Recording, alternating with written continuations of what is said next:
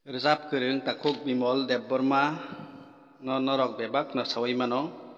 bokhroksa kok borok rizab Kereng simia sini Tripuri dofani hukmu mukmu ni haparo belai kusugo tongui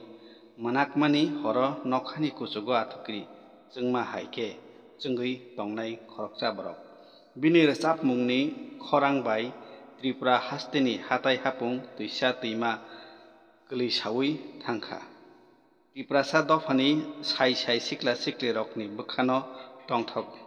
rui glangui khatung mung phunugui glangui jotoni bukhano glangkha muituni mari bowi Takuk Bimol Debborma tabuk o hayungo kwrwi phano